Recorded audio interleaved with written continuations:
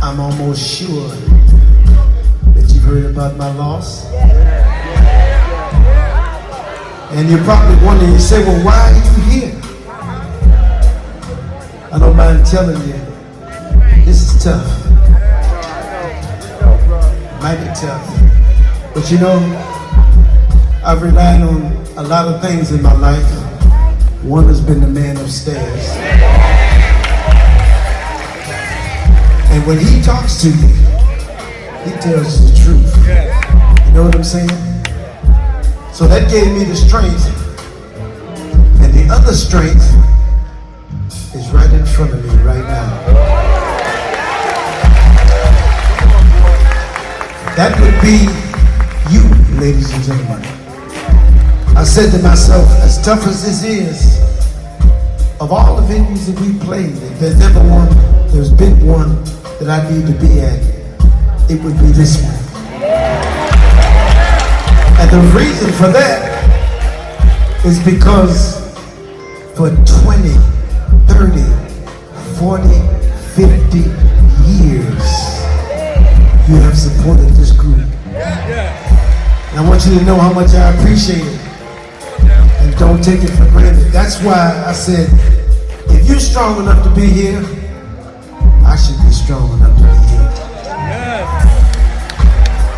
So one of the last things my brother said to me, he said, Scotty, keep the legacy going. And that's what I'm gonna do. That's what I intend on doing. As a matter of fact, I'm gonna start it right now.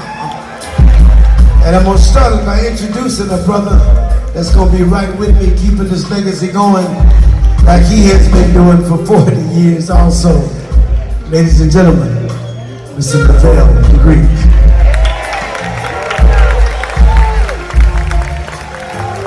How you doing, Billy? No. How are you doing, Billy? That's what I'm talking about. Just want to piggyback off of my brother what he said. This is a tough one.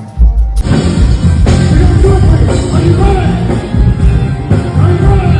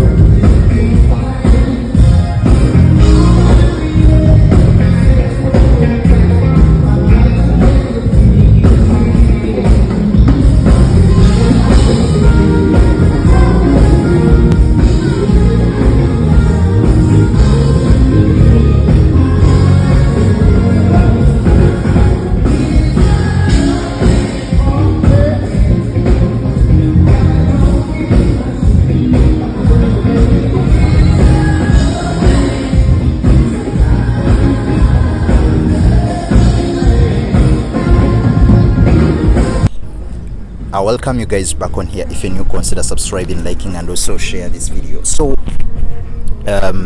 Walter Scott, who with his twin brother Wallace Scott founded the legendary R&B group The Whispers, had passed on a couple of weeks ago at the age of 81 after a short month about with health related issues. Now we are seeing the brother, the brother Wallace Scotty, coming out on stage alone for the first time, ever since his twin brother, Walter Scott passed away. It's really very, very strange and very tough, when you lose your twin brother. And of course, seeing one twin, on stage is really very heartbreaking, because we're used to seeing Walter and Wallace, on stage, but now we are seeing only one part of the Whispers, and it's really very heartbreaking. We saw them together with the whole band on stage in one of the shows that they held just recently as the Whispers group.